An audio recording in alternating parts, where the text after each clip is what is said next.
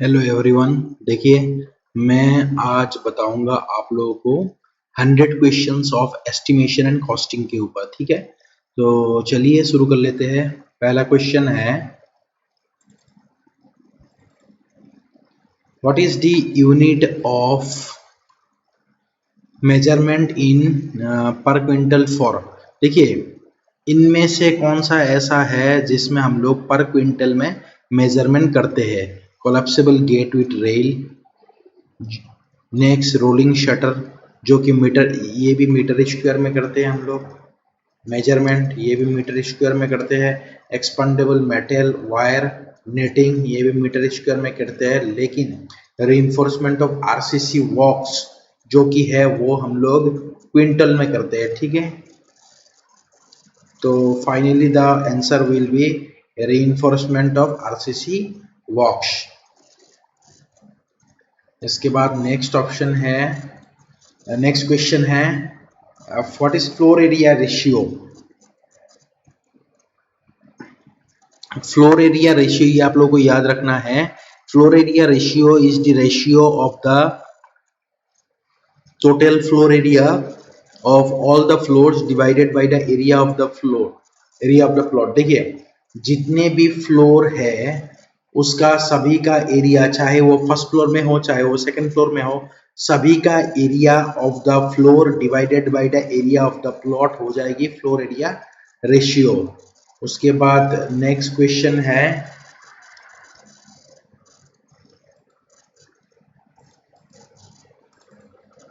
The damper force is measured इन। देखिए, जो DPC होता है वो किस में मेजर किया जाता है। The DPC is always measured in area. ठीक है, एरिया में मेजर किया जाता है। उसके बाद नेक्स्ट क्वेश्चन है, the most reliable estimate is. कौन सा एस्टिमेट है जो कि सबसे ज्यादा रिलायबल होगा। The estimate will B detailed estimate. The detailed estimate is the type of estimate which is the most reliable. उसके बाद next question है, the cross section of a stripe footing is shown। देखिए, stripe footing की cross section show करके रखा है below.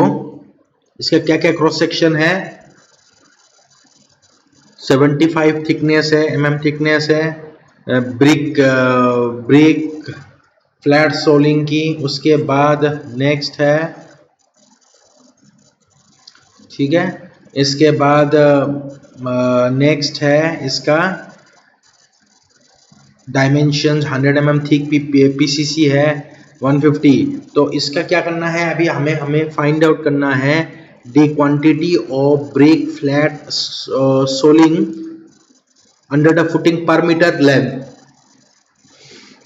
1 metre length के लिए हमें ब्रिक फ्लैट सोलिंग जो है उसका क्वांटिटी निकालना है। तो कैसे निकालेंगे क्वांटिटी 1 मीटर के लिए। ठीक है, तो हमें क्या करना होगा,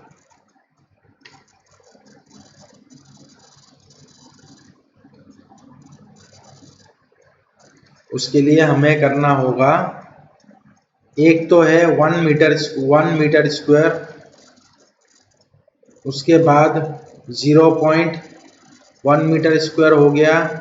उसके बाद नेक्स्ट है, देखिए इसमें मैं बता रहा हूँ कैसे करना है।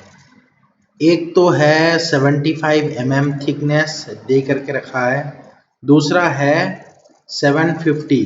तो थिकनेस क्या हो जाएगी, पहला हमें लेंथ फाइंड आउट करना है। जो लेंथ है 750, उसको मैं अगर मीटर में करूं 750 डिवाइडेड बाई 1000 तो 0.75 आ जाएगा। उसके बाद मल्टीप्लाई करेंगे थिकनेस के साथ। थिकनेस क्या है इसका 75 mm, मतलब 0.075 मीटर हो गया इंटू 1। तो ये हो गया, ये फाइनली हो गया the quantity of brick flat soling, total final quantity पर मीटर लेंथ। देखिए यहाँ पे लेंथ दे के रखा है 1 मीटर, सो 1 मीटर हो गया 0.75 ब्रेथ मान के चलिए। अगर ये लेंथ है तो ये ब्रेथ होगा, और अगर ये ब्रेथ होगा तो ये लेंथ होगा, उसके बाद 0.075 थिकनेस। सो अगर मैं तीनों को मल्टीप्लाई करूँ तो मेरे पास आंसर आएगा 0.056 metre cube, option number C. ठीक है, 0.056।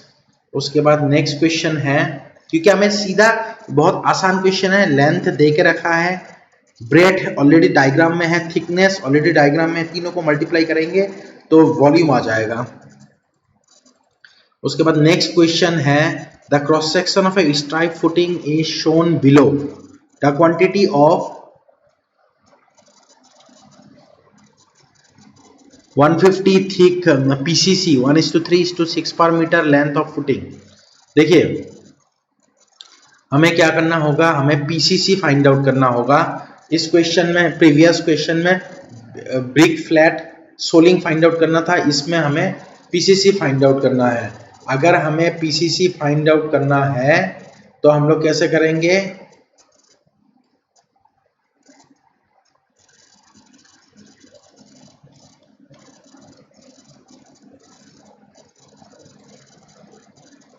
पीसीसी फाइंड आउट करने के लिए पहले हमें क्या करना होगा, पहले हमें क्वांटिटी ऑफ द थिकनेस, पहले हमें यहाँ पे कितना दे के रखा है, पहले हमें यहाँ पे दे के रखा है 0.15 थिक पीसीसी। देखिए थिकनेस हालांकि यहाँ पे भी है 15 और यहाँ पे भी दे के रखा है, तो थिकनेस हम लोग ले लेंगे वो 0.150 मीटर, mm से हम लोग मीटर में कन्वर्ट कर दिया। उसके बाद 500, 625 एंड 750, 500, 625 एंड 750 तीन है, जो कि तीनों का थिकनेस है 150। तो इनका हम लोग एवरेज लेंगे। अगर एवरेज ले लिया जाए, तीनों का मैं एवरेज करूंगा, अगर मैं एवरेज फाइंड आउट करूंगा, अगर मैं तीनों का एवरेज फाइंड आउट करूंगा, जैसे 500 का एक है, 625 का दूसरा है और तीसरा है 750, ये तीनों को प्लस करके 3 से डिवाइड करूंगा तो मेरे पास रिजल्ट आएगा 625। मतलब मैं 0.15 मल्टीप्लाई कर दिया जो कि थिकनेस है, उसके बाद उसके साथ मल्टीप्लाई करूंगा 0.625 625 mm में था, तो 0.625 मीटर में हो गया। उसके बाद 1 मीटर पर मीटर लेंथ, सो 1 मीटर के साथ, so finally 0.150 into 0.625 into 1 multiply करेंगे तो मेरे पास जो रिजल्ट आएगा which is equal to the 0.094 cumec, ये आ जाएगा option number B. Finally the result will be option number B. ठीक है, इस तरीके से करना है। थिकनेस दे के रखा है, बाकी लेंथ दे के रखा है, विड्थ हमें क्या करना होगा, एवरेज फाइंड आउट करना होगा। क्यों हम लोगों ने एवरेज फाइंड आउट किया, क्योंकि तीनों का विड्थ क्या है, 150 है। सो तीनों को सम करके डिवाइड बाई 3 करेंगे तो एवरेज विड्थ आएगा, उसी एवरेज विड्थ को लेना होगा। उसके बाद नेक्स्ट क्वेश्चन है, the measurement which is not made in square metre, इसके स्क्वायर मीटर में कौन सा मेजरमेंट किया नहीं, डीपीसी में स्क्वायर मीटर में किया जाता है, फॉर्मवर्क स्क्वायर मीटर में किया जाता है, कंक्रीट जेफरीज। उसके बाद नेक्स्ट है, तो अगर ये 4 ऑप्शन देखा जाए तो जो कौन सा ऑप्शन है जो कि स्क्वायर मीटर में नहीं है, देखिए डीपीसी मीटर स्क्वायर में होगा, फॉर्मवर्क मीटर स्क्वायर में होगा, कंक्रीट जेफरीज जो कि मीटर स्क्वायर में होगा, आरसीसी छज्जा, जो आरसीसी छज्जा होता है खिड़की के ऊपर, उसका जो वॉल्यूम होगा, उसका जो मेजरमेंट है वो वॉल्यूम में किया जाता है। मतलब आरसीसी छज्जा का डायमेंशन जो है यूनिट मीटर क्यूब होगा। तो यहाँ पे पूछा है कौन सा मीटर स्क्वायर में नहीं है, the option will be RCC chhajja. उसके बाद नेक्स्ट ऑप्शन है, for 1 metre for 1 square metre single brick flat soling conventional size the number of bricks required कितना होगा। देखिए ये जो क्वेश्चन है इसमें पहले तो हमें फाइंड आउट करना है 1 मीटर स्क्वायर, यहाँ पे एरिया दे के रखा है 1 मीटर स्क्वायर। ठीक है, 1 मीटर स्क्वायर के लिए हमें फाइंड आउट करना होगा कन्वेंशनल साइज है। कन्वेंशनल साइज का मतलब है, ब्रिक का कन्वेंशनल साइज है 23 इंटू 11.4 इंटू 7.6 ठीक है, इतना सेंटीमीटर क्यूब, सारा सेंटीमीटर में 23 सेंटीमीटर इंटू 11.4 इंटू 7.6 सेंटीमीटर, तीनों सेंटीमीटर में, तो सेंटीमीटर क्यूब। तो हमें साइज क्या लेना होगा, हमें मान के चलना होगा कि इसका साइज जो है विथ मोर्टार कितना होगा, 225 इंटू द 125 इंटू द 75, इतना मान के चलेंगे, इतना सेंटीमीटर क्यूब मान के चलेंगे। तो फाइनली हमें क्या करना होगा, हमें फाइंड आउट करना है 1 metre square single brick flat soling. अगर ब्रिक का फ्लैट सोलिंग हमें करना होगा तो हम लोग के पास एक तो ये वाली लेंथ होगा, दूसरा ये थिकनेस होगा, लेकिन ये जो ब्रेड है, ब्रेड कोई काम की चीज नहीं है। सो मैं क्या कैसे फाइंड आउट करूंगा, एक मैं फाइंड आउट करूंगा, क्योंकि हमें अलोंग द लेंथ निकालना है 1 मीटर स्क्वायर एरिया के लिए। तो कैसे करेंगे, 25 सेंटीमीटर, सो 250 mm, सो 0.25 मीटर इंटू 0.25 मीटर कर दिया इंटू 75, मतलब 25 और 75 को मल्टीप्लाई करेंगे, 0.25 मीटर हो गया, 75 में हो जाएगा 0.075, ये दोनों मल्टीप्लाई करेंगे तो मेरे पास तो जो रिजल्ट है वो आएगा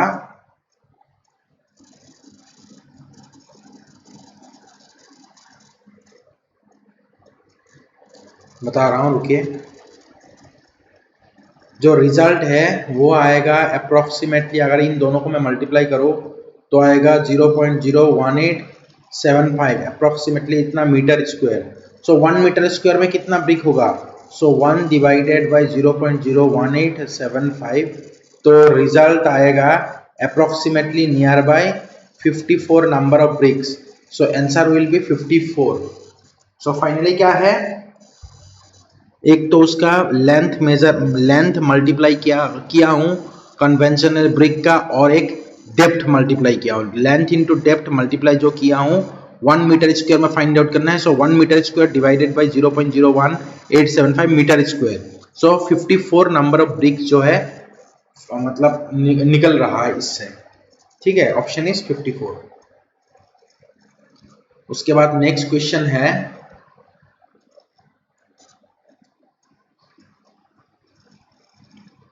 for 1 meter square for 1 square meter of 7.5 thickness lime terracing in roof with brick wire surkhi lime including finishing, the quantity of surkhi required, कितना सुर्खी की जरूरत है, कैसे फाइंड आउट करेंगे, इसमें दे के रखा है 1 मीटर स्क्वायर और 75 सेंटीमीटर, अगर दोनों को मैं मल्टीप्लाई करूंगा तो मेरे पास वॉल्यूम आएगा। So volume is 1 metre square into 7.5 को अगर सेंटीमीटर को मैं मीटर में कन्वर्ट करूँ तो 100 से डिवाइड करूँगा, 0.075 इतना मीटर, सो इससे वैल्यू आएगा 0.075 मीटर क्यूब, ये हो गया वॉल्यूम। अभी हमें फाइंड आउट करना है सुर्खी कितना चाहिए, देखिए सुर्खी है हम लोग का 2 रेशियो, सो 2 आउट ऑफ कितना है, टोटल कितना है 7, 8, 9, 10, 11, तीनों को प्लस करेंगे तो 11 आएगा। सो 2 आउट ऑफ 11 इंटू 0.075 मल्टीप्लाई कर देंगे तो रिजल्ट आएगा अप्रोक्सीमेटली 0.0136, ठीक है, 0.0136 वैल्यू आएगा। अब ये जो वैल्यू आ रहा है इतना मीटर क्यूब, इस वैल्यू को मैं क्या करूंगा, मल्टीप्लाई करूंगा किसके साथ, सुर्खी के लिए। देखिए जैसे मोर्टार, जैसे हमें पता है अगर मैं मोर्टार का न्यूमेरिकल करूंगा उसमें अराउंड 30 क्या है, उसमें अराउंड 31.3 से मल्टीप्लाई करूंगा अगर मैं मोर्टार का करूंगा, या अगर मैं मोर्टार का करूंगा, ठीक है। उसके बाद में अगर कंक्रीट का करूंगा तो उसमें 1.54 मल्टीप्लाई करते हैं, और यहाँ पे अगर मैं सुर्खी का करूंगा तो 1.33 मल्टीप्लाई करेंगे, ठीक है। या ये आपको याद रखना होगा, अगर सुर्खी का न्यूमेरिकल आए तो उसमें 1.33 टाइम्स एक्स्ट्रा करना होगा, मतलब 1/3 वॉल्यूम एक्स्ट्रा बढ़ रहे हैं। अगर एक्स्ट्रा 1/3 वॉल्यूम बढ़ रहे हैं तो 1 प्लस 1/3 करेंगे तो 4/3 आएगा, विच इज इक्वल टू 1.33, इसीलिए 1.33 मल्टीप्लाई करना है। सो 1.33 इंटू 0.0136 करेंगे तो वैल्यू आएगा 0.019 मीटर क्यूब। तो इसका मतलब है ये मल्टीप्लाई करना होगा मोर्टर के लिए, ये मल्टीप्लाई करना होगा कंक्रीट के लिए, और ये मल्टीप्लाई करना होगा सुर्खी के लिए। तो फाइनली आंसर आ रहा है 0.019 क्यूबिक मीटर, ठीक है। तो इस तरीके से हमें क्वांटिटी निकालना होगा। उसके बाद नेक्स्ट है next in the straight line method the annual depreciation straight line के हिसाब से एनुअल डिप्रिसिएशन होगा original cost, option will be option number C, original cost minus of the scrap value divided by the life in years. The option will be option number C.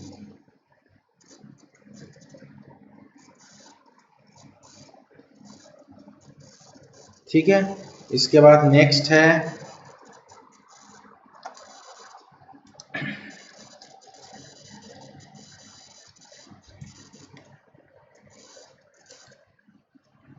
उसके बाद next question है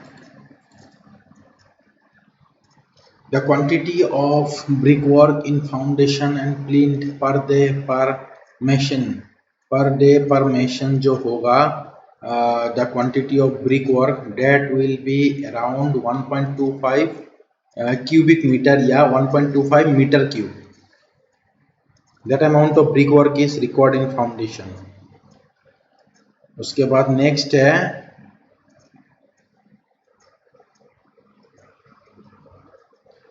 for 15 mm thick cement plastering 1:6 on 100 centimeter on 100 square meter new brickwork the quantity of cement required, कितना cement चाहिए, कितना होगा, how much cement will be required,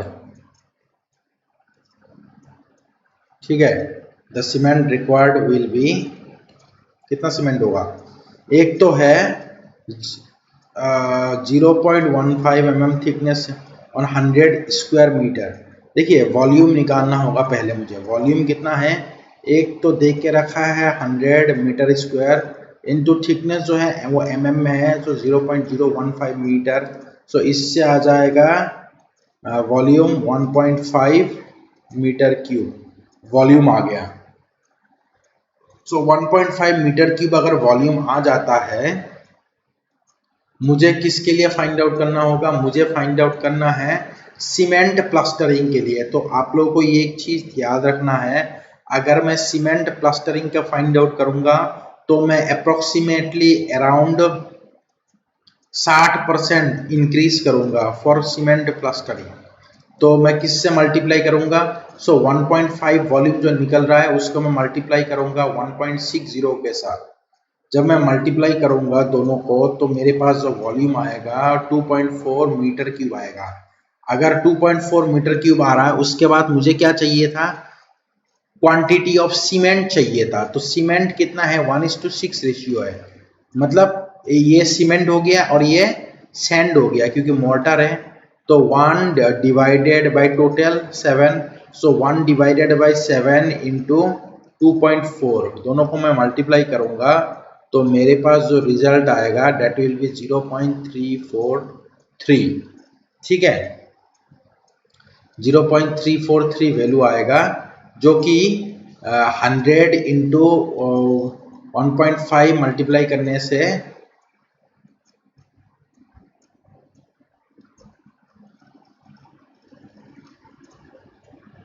0.015 से 1.5 metre 1.5 into ये जो 1.60 मल्टीप्लाई किया हूँ ना, ये 1.5 कहाँ से है, 1.5 यहाँ से आया, और 1.6 जो है 60 गुना इंक्रीज किया, क्योंकि हमेशा जो ड्राई वॉल्यूम होता है वो ज्यादा होता है in comparison to the wet volume.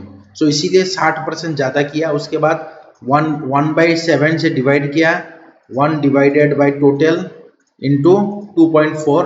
तो यहाँ से वॉल्यूम आ रहा है फाइनली जो आंसर आ रहा है वो हो रहा है 0.343 metre cube is the quantity of cement required. उसके बाद नेक्स्ट क्वेश्चन क्या है,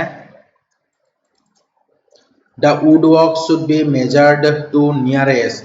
जो लकड़ी का काम होता है those should be measured to the nearest how much metre, those should be measured to the nearest 2 mm। ठीक है, ऑलवेज लकड़ी का काम या woodwork should be measured to the nearest 2 mm। तो 0.002 मीटर आंसर हो जाएगा। उसके बाद नेक्स्ट है सिंकिंग फंड फैक्टर निकालनी है। IC, what is critical factor? The critical, what is the sinking fund? IC is equal to the I by the 1 plus I to the power of n minus of 1। ये value होगा IC। Remember that IC will be equal to I by the 1 plus I to the power of n minus of the 1। ये जो B वाला option है ये आप लोगों को याद रखना है, क्योंकि ये वाला क्वेश्चन याद रखने वाला क्वेश्चन है। उसके बाद नेक्स्ट क्वेश्चन है हम लोगों का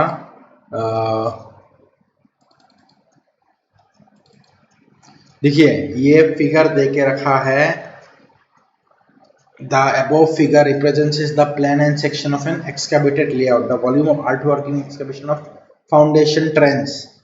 देखिए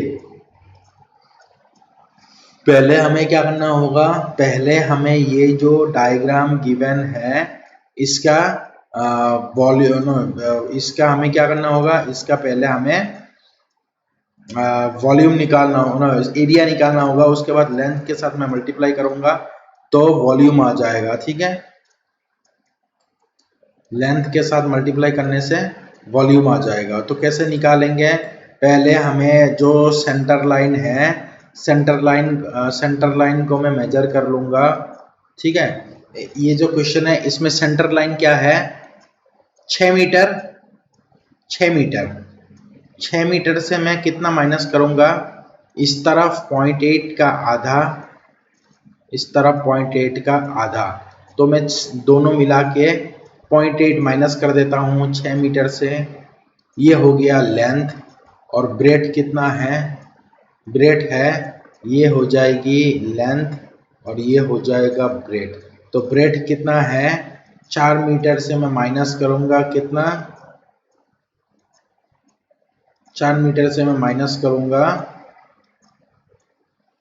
0.80।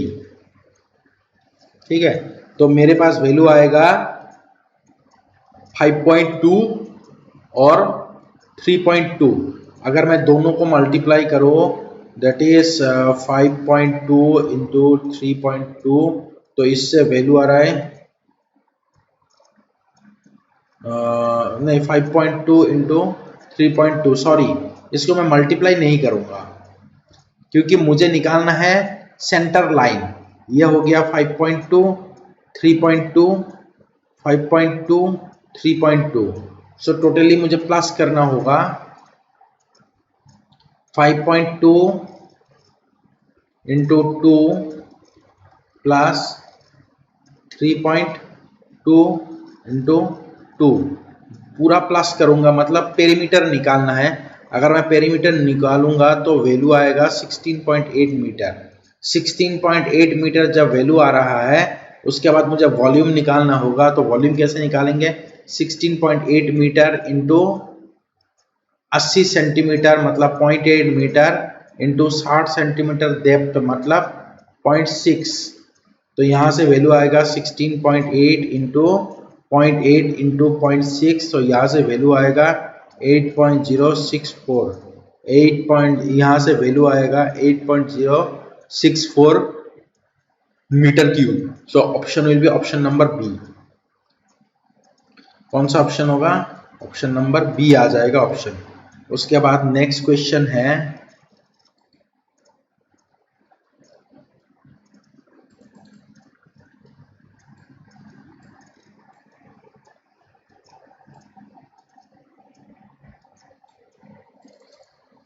the following document contain detailed description of all the items of work including their quantities along with the current rate।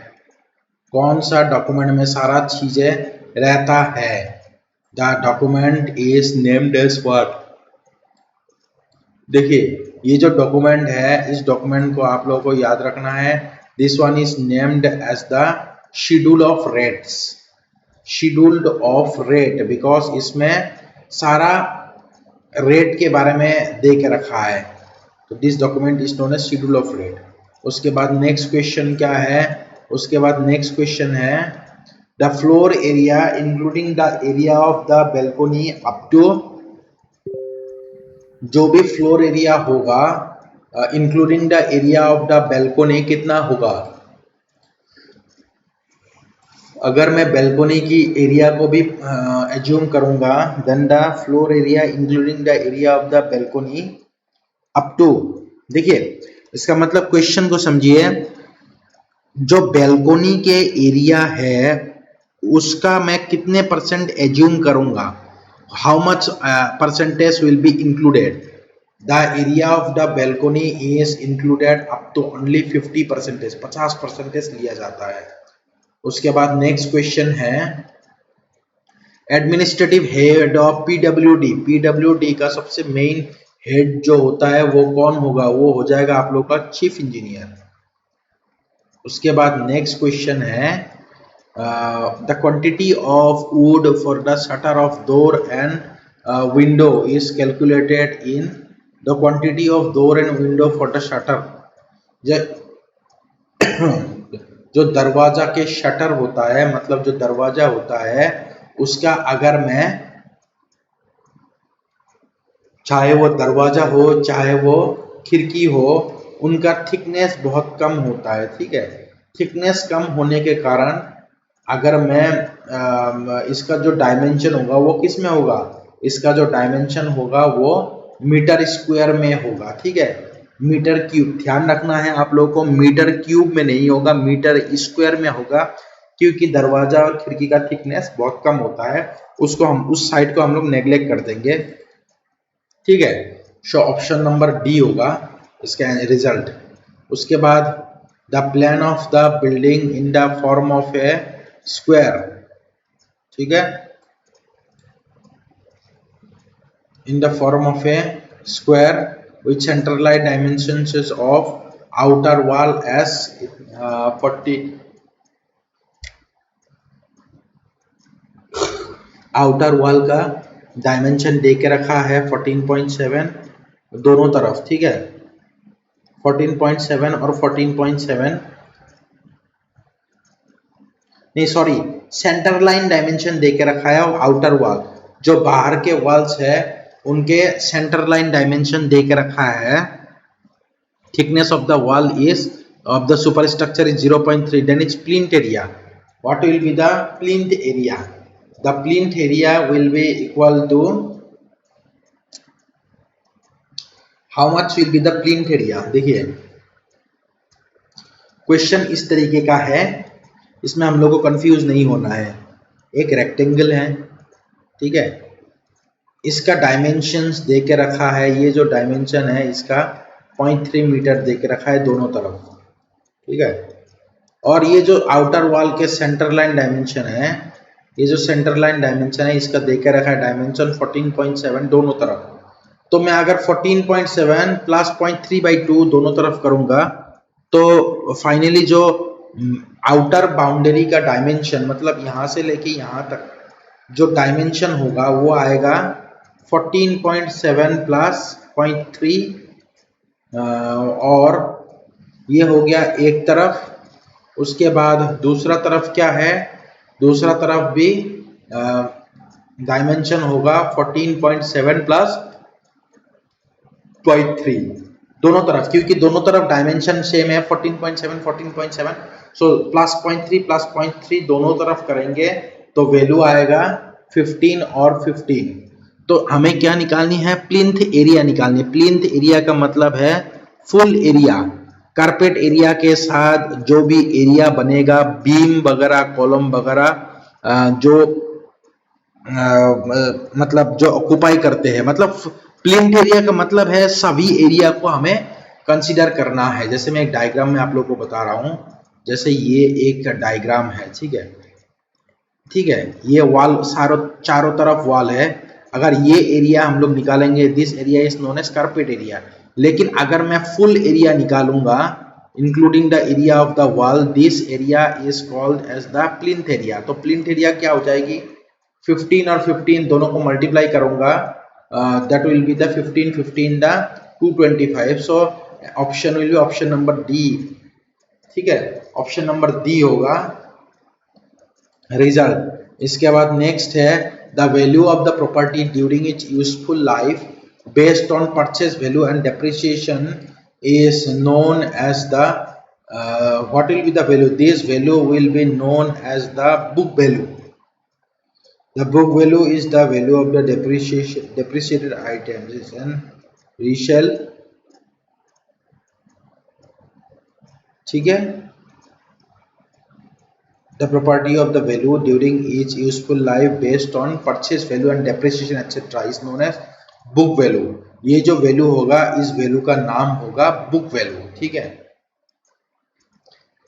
ध्यान रखना है, ये वैल्यू जो मैंने फाइंड आउट किया है, मतलब लिखा है बुक वैल्यू, ये वैल्यू तब तक होगा जब तक कोई आइटम यूजफुल होगा।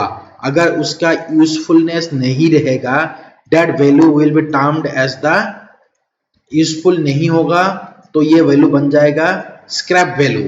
यूजफुल होगा then it will be the book value, ठीक है, option will be book value. उसके बाद नेक्स्ट क्वेश्चन क्या है, नेक्स्ट क्वेश्चन है हम लोगों का thickness of the plastering. Plastering का जो थिकनेस होगा वो जनरली कितना होगा, the thickness of the plastering is generally of 12 mm, 10 mm या 12 mm, so 12 mm। The thickness of the plastering is generally 12 mm। उसके बाद नेक्स्ट क्वेश्चन है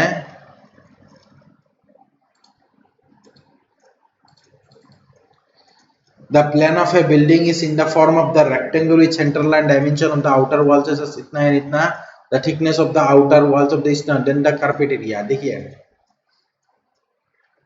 thickness of the wall देके रखा है, बाकी डायमेंशन देके रखा है 10.3 एंड 10.3 एंड 15.3, लेकिन ये सेंटर लाइन डायमेंशन है। तो मुझे फाइंड आउट करना है कारपेट एरिया, तो ये वाली डायमेंशन देके रखा है, ठीक है। अगर मुझे ये वाली एरिया फाइंड आउट करना है, सो मैं क्या करूंगा, 10.3 minus of 0.3 multiply by 15.3 minus of 0.3। इसका मतलब है 10 और 15 को मैं मल्टीप्लाई करूंगा तो 150 आएगी। The option will be option number A, ठीक है, ऑप्शन नंबर ए होगा कारपेट एरिया। इसके बाद नेक्स्ट है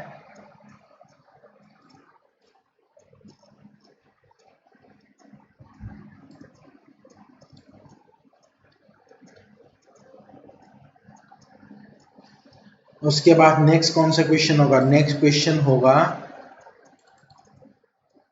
pick up the item of work not included in the plinth area estimate. The one which is not included in the plinth area estimate is the, कौन सा include नहीं होगा, plinth wall thickness बिल्कुल plinth area में ही आएगा, room area बिल्कुल plinth area में ही आएगा, वरांडा एरिया बिल्कुल प्लिंथ एरिया में ही आएगा। लेकिन कौन सा आइटम नहीं आएगा प्लिंथ एरिया में, जो कोर्टयार्ड एरिया है ना, वो प्लिंथ एरिया में नहीं आएगा। हालांकि जो कोर्टयार्ड एरिया है उसका हम लोग 50% ही प्लिंथ एरिया में लेते हैं, इसीलिए प्लिंथ एरिया में कोर्टयार्ड एरिया नहीं आएगा, ठीक है, option will B courtyard area. उसके बाद नेक्स्ट क्वेश्चन क्या है, नेक्स्ट क्वेश्चन है ए वर्क कॉस्टिंग 20,000 इज टर्म्ड है। देखिए अगर 20,000 या 20,000 से कम है दैट इज टर्म्ड एज पेटी वर्क। 20,000 से लेके 1 लाख तक है, दैट इज माइनर वर्क, और अगर 1 लाख से ऊपर होगा तो वो होगा मेजर वर्क। सो यहाँ पे 20,000 है या 20,000 से लेस होगा तो ऑप्शन विल बी पेटी वर्क, तो यहाँ ऑप्शन विल बी पेटी वर्क। उसके बाद नेक्स्ट है the DPC of the uniform thickness in a building having walls of different weight is measured in damp proof course is always measured in meter square।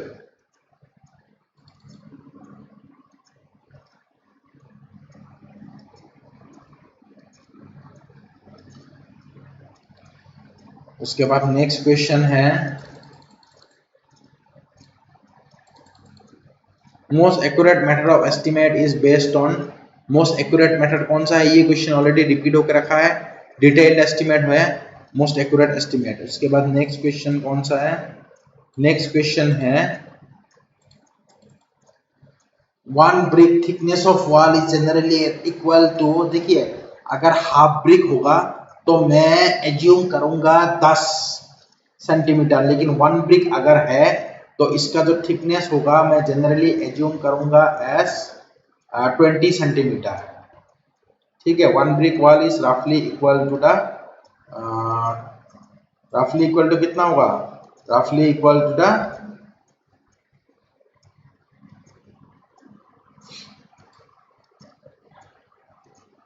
कितना होना चाहिए, रफली equal to 20 centimetre. ठीक है, इसके बाद नेक्स्ट क्वेश्चन है estimate of electric wiring is prepared on the basis of, देखिए जो हम लोग घरों में इलेक्ट्रिक वायरिंग करते हैं वो किस हिसाब से पैसा वगैरह लिया जाता है, पैसा वगैरह जो लिया जाता है इलेक्ट्रिशियन को, it depends upon the number of point, कि कितना कितना पॉइंट हमें लगानी है। ठीक है, it depends upon the number of points, option number D. उसके बाद नेक्स्ट ऑप्शन, नेक्स्ट क्वेश्चन है which of the following tax generally applicable to the residential building, which tax is not applicable, applicable जो नहीं होगा, कौन सा applicable नहीं होगा। ठीक है, यहाँ पे पूछा है applicable नहीं होगा कौन सा, option will be municipal tax, property tax, wealth tax and sales tax. The option will be sale tax. देखिए जो सेल्स टैक्स है वो रेसिडेंशियल बिल्डिंग में कभी भी एप्लीकेबल नहीं होगा। इसके बाद नेक्स्ट क्वेश्चन कौन सा है, इसके बाद नेक्स्ट क्वेश्चन है the value of the demolished material, what is the value of demolished material, the value of the demolished material is known as the scrap value, that value is actually termed as the scrap value, कबाड़ी value. ठीक है, इसके बाद next question है for the building project estimate with PWD which method is generally adopted in PWD. PWD public works department जो है उसमें estimation करने के लिए कौन सा मेथड यूज किया जाएगा पीडब्ल्यूडी में, पीडब्ल्यूडी में जो कौन सा मेथड यूज किया जाता है, पीडब्ल्यूडी में हम लोगों का जो सेंटर लाइन मेथड है वो यूज किया जाता है, centre line method, option number B, in PWD centre line method is used. उसके बाद नेक्स्ट ऑप्शन है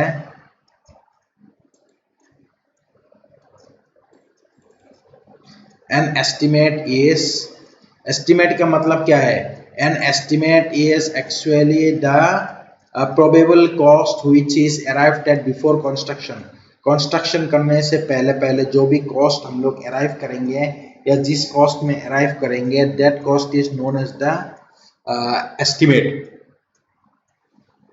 उसके बाद नेक्स्ट ऑप्शन क्या है, उसके बाद नेक्स्ट ऑप्शन है in the analysis of rate the profit for the contractor, contractor के लिए मैं अगर प्रॉफिट बताऊंगा मतलब कितना प्रॉफिट होना चाहिए एक कंट्रैक्टर के लिए, देखिए कोई भी कंट्रैक्टर के लिए जो प्रॉफिट होगा that profit will be approximately about 15 10%, sorry 15% नहीं है, 10% है। कोई भी कंट्रैक्टर के लिए जितने भी काम होगा उस काम के 10% प्रॉफिट कंट्रैक्टर को देनी है और बाकी जो 10% प्रॉफिट बाकी को देना है। और बाकी कभी कभार क्या होगा, कंट्रैक्टर के साथ जुड़ा जाएगा और एक शब्द the profit for the contractor including overhead. अगर ओवरहेड प्रॉफिट पूछ लिया जाए कंट्रैक्टर के साथ तब हम लोग का आंसर जो होगा वो 15% होगा, लेकिन फिलहाल इसमें सिर्फ पूछा है कंट्रैक्टर की प्रॉफिट कितना है तो 10%, so the answer will be 10%। उसके बाद नेक्स्ट क्वेश्चन है the information which cannot be included in the drawing is conveyed to the estimator through the drawing is conveyed to the estimator through the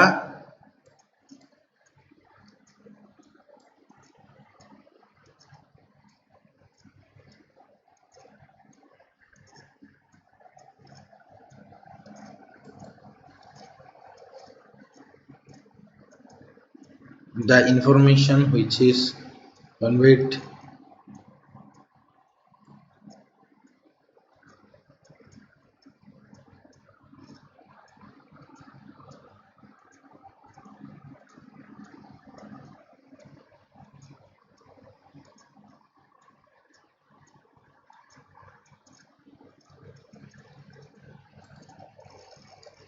कैसे information को convey किया जाता है estimator, the information is being conveyed to the estimator by the help of specification, इसको हम लोग specifications कहते हैं।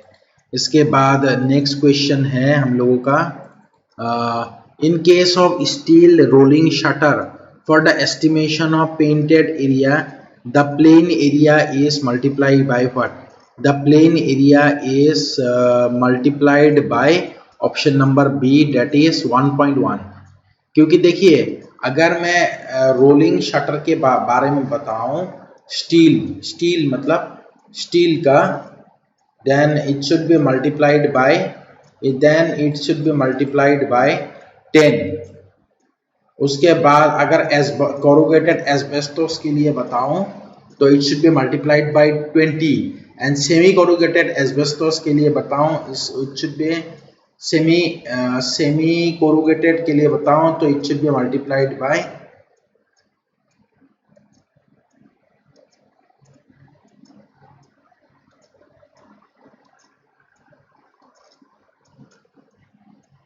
it should be multiplied by 1.1। ठीक है 1.1 हो चुका है। उसके बाद नेक्स्ट क्या है,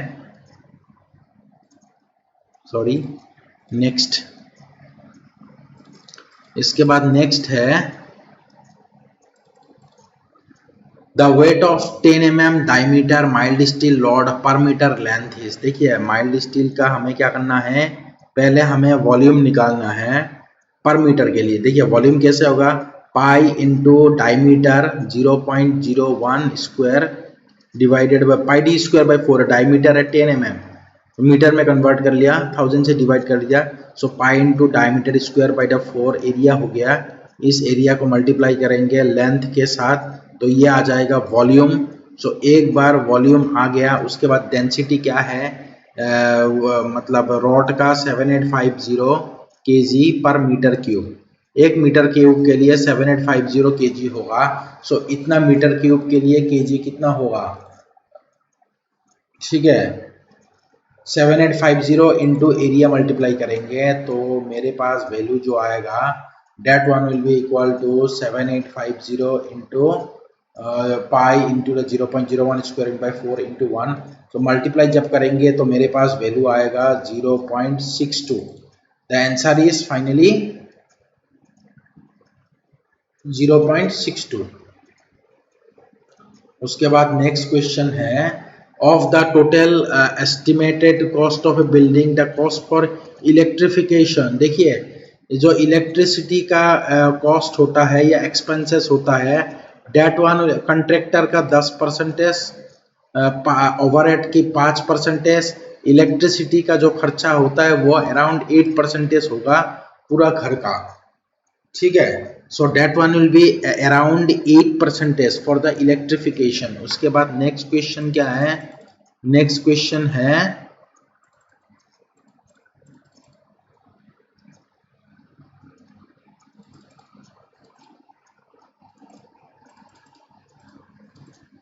the number of bricks required per metre cube of brick masonry. ध्यान रखना है 1 मीटर क्यूब में कितना ईंट चाहिए। 1 मीटर क्यूब में हमें 500 ईंटों की जरूरत है, 500 ब्रिक्स। ये क्वेश्चन बहुत बार ऑलरेडी आ चुका है। इसके बाद ठीक है, इसके बाद नेक्स्ट क्वेश्चन है in the centre line method of working out volumes. ठीक है, for cross valses what deductions must be made from the center line length at each junction in the center line method of working out volumes for cross valses। cross valves के लिए कितना deduction करना होगा eight junction में? हमें deduction करना होगा कितना? Half of the brick. देखिए सेंटर लाइन मेथड में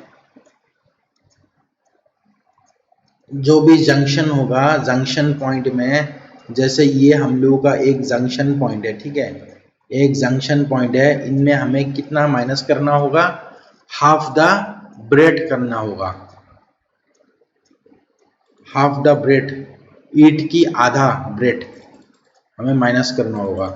इसके बाद नेक्स्ट है the volume of concrete required for the volume of concrete required for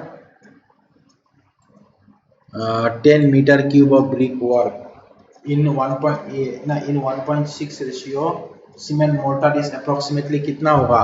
कितना volume of cement required for 10 metre cube कितना होगा? देखिए सीमेंट हमें निकालना है, लेकिन मोटर का काम हम लोग कर रहे हैं, तो मोटर का जब हम लोग काम कर रहे हैं तो वॉल्यूम हम लोगों के पास कितना अवेलेबल है? जो वॉल्यूम अवेलेबल है that volume is approximately, cement mortar का काम कर रहा है, वॉल्यूम है 10 metre cube of brick work in cement mortar is approximately equal to, cement कितना चाहिए? देखिए सीमेंट कितना चाहिए हम लोग कैसे निकालेंगे? पहले हम लोग एक काम कर लेते हैं,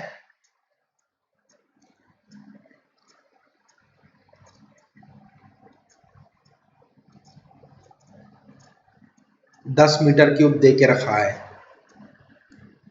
ये जो क्वेश्चन है ये थोड़ा ट्रिकी है। ट्रिकी क्यों है? क्योंकि इसमें हमें पूछा गया है 10 metre cube of brick work. अगर हमें पूछता the volume of cement required for 10 metre cube of mortar या 10 मीटर क्यूब ऑफ कंक्रीट तो आसान हो जाता, लेकिन यहाँ पे पूछा 10 metre cube of brick work. तो हमें ये एक चीज ध्यान रखना है, 10 मीटर क्यूब में कितना नंबर ऑफ ब्रिक्स होगा? 1 मीटर क्यूब में 500 ब्रिक होता है, 10 मीटर क्यूब में 5000 ब्रिक्स होगा, ठीक है। और एक ब्रिक के बारे में हमें पता करना होगा, एक ब्रिक में कितना सीमेंट चाहिए। एक ब्रिक में कैसे होगा? सीमेंट का जो साइज, ब्रिक का जो साइज है प्लास्टर मोर्टर के साथ, मतलब प्लास्टरिंग के साथ, तो उसका साइज क्या है? 20 × 10 × 10 सेंटीमीटर क्यूब। इससे मैं अगर माइनस करूंगा 19 × 9 × 9 तो यहाँ से आ जाएगा इतना metre cube of mortar required in centimetre cube. तो यहाँ से मेरे पास वैल्यू आएगा 461 सेंटीमीटर क्यूब मोर्टार। एक ईट, ये कितना ये जो भी मोर्टार निकला है एक ब्रिक के लिए निकला है। अब मुझे क्या करना होगा? 5000 ब्रिक, तो दिस वन मल्टीप्लाई बाय मैं 5000 करूंगा। अगर मैं 5000 से मल्टीप्लाई करूंगा, ठीक है, 5000 से मुझे मल्टीप्लाई करना होगा, तो मतलब इसका मतलब है 461 centimetre cube divided by multiply by 5000। तो मेरे पास जो वैल्यू आ रहा है वो वैल्यू है, कितना वैल्यू होगा? अगर मैं 461 को मैं 5000 के साथ मल्टीप्लाई करूं, 461 × 5000, सो मेरे पास जो वैल्यू आएगा दैट इज 2305,000 सेंटीमीटर क्यूब, इतना मोर्टर आ रहा है। अब इतना मोर्टर जब आ रहा है, इतने मोर्टर से मैं क्या फाइंड आउट करूंगा, जितने मोर्टर आ रहा है उस मोर्टर से मुझे फाइंड आउट करना होगा। ठीक है, तो मैं कैसे फाइंड आउट करूंगा, देखिए इतना मोर्टर को मैं, क्योंकि आंसर जो है मीटर क्यूब में है, ये सेंटीमीटर क्यूब से 100 से 3 बार डिवाइड करूंगा, तो अगर मैं इसको देखा जाए, इसको 3 बार 100 से डिवाइड करूंगा तो 2.305 मीटर क्यूब आ जाएगा। तो इतना मीटर क्यूब आ गया वॉल्यूम, लेकिन हमें क्या फाइंड आउट करना है, वॉल्यूम ऑफ सीमेंट करना है। तो सीमेंट का मतलब है 1 divided by total 6 + 1 7 into 2.305 into काम किसका हो रहा है, काम हो रहा है सीमेंट मोर्टर का। तो सीमेंट मोर्टर में ऑलरेडी आप लोग को मैंने बता दिया था कि मैं मोर्टर का जब काम करूंगा तो 1.30 से मल्टीप्लाई करूंगा, क्योंकि 30 गुना मुझे इंक्रीज करना है। प्लास्टरिंग के लिए मैं 60 गुना इंक्रीज करना है, 1.60 से मल्टीप्लाई करूंगा। कंक्रीट के लिए 1.54 से मल्टीप्लाई करना है, मतलब 54 गुना मैं इंक्रीज करूंगा। ये क्यों मैं इंक्रीज कर रहा हूं, ये मैं इसीलिए इंक्रीज कर रहा हूं क्योंकि मुझे फाइंड आउट करना है ड्राई वॉल्यूम, और हमेशा जो ड्राई वॉल्यूम जो होगा वो ज्यादा होगा in comparison to the wet volume. तो इसीलिए हम लोग मल्टीप्लाई करते हैं। ठीक है, सो मल्टीप्लाई बाय 1.30 करेंगे, 1.7 नो 1/7 इंटू 2.305 इंटू 1.30 जब मैं करता हूं तो मेरे पास जो रिजल्ट आएगा that result will be equal to 3/7 आएगा। ठीक है, 3/7 मीटर क्यूब आएगा आंसर। उसके बाद नेक्स्ट क्वेश्चन है, the explosive for blasting is generally expressed in terms of, जो ब्लास्टिंग का एक्सप्लोसिव होता है वो जनरली किलोग्राम में मंगाया जाता है या किलोग्राम में एक्सप्रेस किया जाता है। उसके बाद नेक्स्ट क्वेश्चन क्या है, नेक्स्ट क्वेश्चन है whenever color washing on asbestos cement corrugated sheet is done, ठीक है, in the estimate the plain area of the sheet is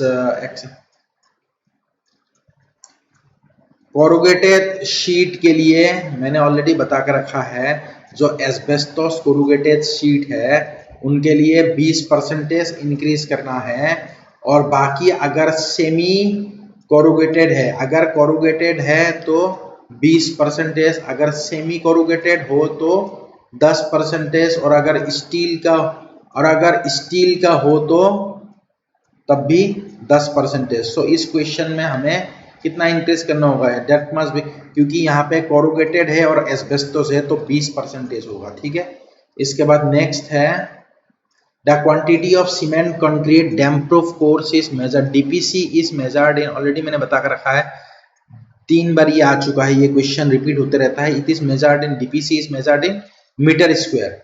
उसके बाद नेक्स्ट क्वेश्चन है, Which of the following is the most correct estimate? सबसे correct estimate कौन सा होगा, अगर इनमें से पूछा जाए कि सबसे जो करेक्ट एस्टिमेट है वो कौन सा होगा, तो अगर इनमें से पूछा जाए तो the correct estimate will be, और the proper estimate will be the detailed estimate. इसके बाद नेक्स्ट क्वेश्चन क्या है, इसके बाद नेक्स्ट क्वेश्चन है, if the bearing is not specified for the lintel in the estimate, it is usually taken as what?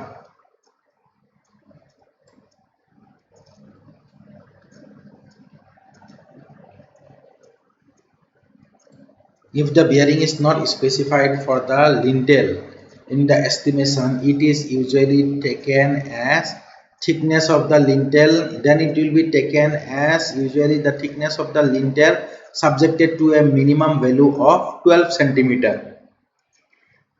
The option will be option number A.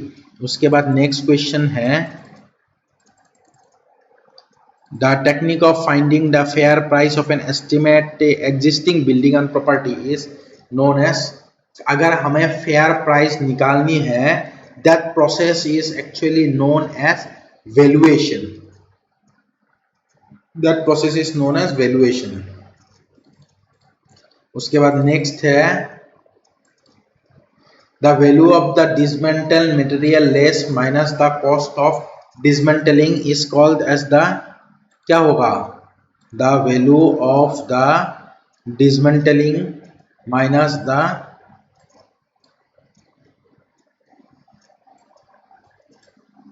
value of dismantling minus the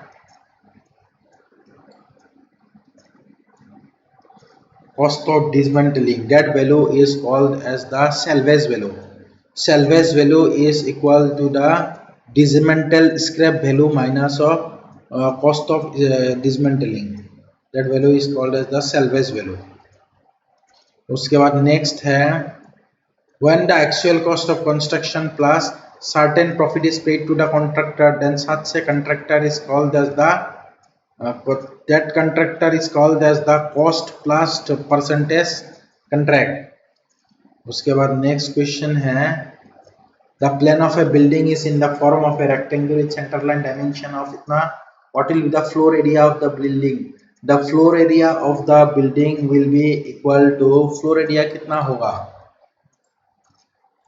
अगर ये question में मुझे floor area के बारे में पूछ रहा है तो फ्लोर एरिया कितना होगा, ठीक है, the floor area will be equal to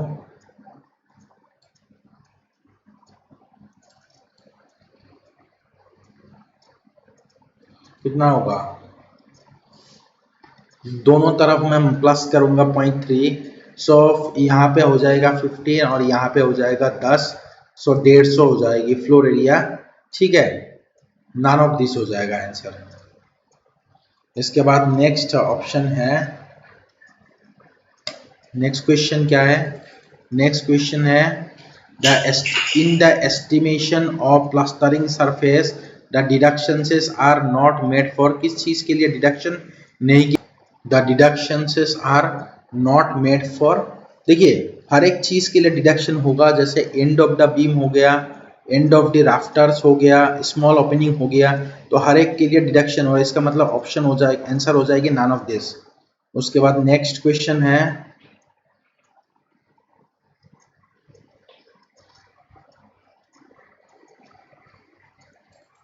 the approximate volume of cement required to prepare, इस क्वेश्चन में वॉल्यूम क्या होगा, the approximate volume of cement required to prepare 100 metre cube of 1:2 concrete. देखिए कंक्रीट का न्यूमेरिकल है तो मुझे मल्टीप्लाई करना होगा, पहले वॉल्यूम दे के रखा है 100 मीटर क्यूब वॉल्यूम दे के रखा है, उसको मैं मल्टीप्लाई करूंगा 1.54 के साथ, क्योंकि मैंने बताया था अभी कि 1.54 जो होगा कंक्रीट के लिए होगा, ड्राई, क्योंकि वेट कंक्रीट से मुझे ड्राई कंक्रीट में कन्वर्ट करनी है, ड्राई मास में कन्वर्ट कर दिया, उसके बाद मुझे क्या फाइंड आउट करना है, approximate value of cement find out करना है, सो 1 डिवाइडेड बाय 4 5 6 7, सो अगर मैं इसको फाइंड आउट करूं तो मेरे पास जो रिजल्ट आएगा that one will be approximately equal to 21, so option will be option number D, ठीक है, ऑप्शन नंबर डी होगा। नेक्स्ट क्वेश्चन है the following item of earthwork is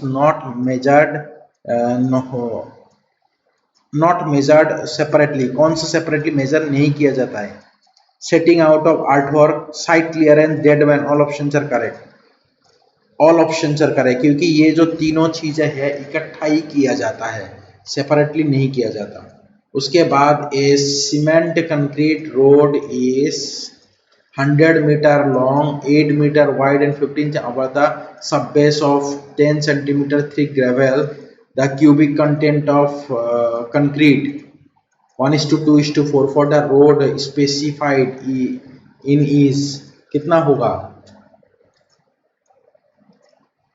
देखिए एक तो 1000 दे के रखा है लेंथ, 8 मीटर वाइड विड्थ दे के रखा है और 15 सेंटीमीटर थिकनेस दे के रखा है, मीटर में कन्वर्ट करूंगा तो 0.15, अगर मैं तीनों को मल्टीप्लाई करूं तो मेरे पास रिजल्ट आएगा that is option number D is the option.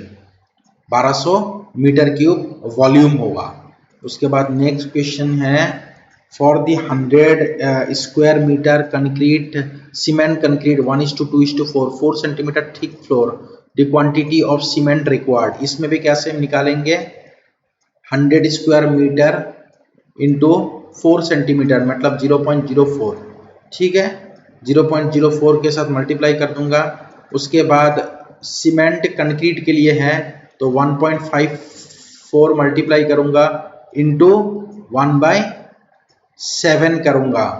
तो अगर मैं इन तीनों को मल्टीप्लाई करता हूं तो मेरे पास रिजल्ट क्या आएगा, ठीक है अगर मैं तीनों को ही मल्टीप्लाई करता हूं तो मेरे मतलब ये 4 वैल्यू को मल्टीप्लाई करता हूं तो मेरे पास रिजल्ट आएगा 0.94 आएगा, ठीक है। इसके बाद नेक्स्ट है the expected outturn of 2.5 centimetre concrete floor, ठीक है। इसमें ऑप्शन क्या होगा पर मिशन पर डे, एक दिन के लिए कितना एक्सपेक्टेड आउटटर्न होगा, एक दिन के लिए 7.5 मीटर स्क्वायर आउटटर्न होगा। उसके बाद नेक्स्ट क्वेश्चन है in case of laying gullies siphons intercepting trap the cost includes, किस चीज के लिए कॉस्ट होगा, इन चारों चीजों के लिए जो कॉस्ट होगा that one will be setting and laying bed concreting connecting to drain option all options are correct क्योंकि ये सारा चीजें किया जाता है साथ में ही, तो जो कॉस्ट होगा वो तीनों के लिए होगा, ठीक है। इसके बाद नेक्स्ट क्वेश्चन क्या है, इसके बाद नेक्स्ट क्वेश्चन है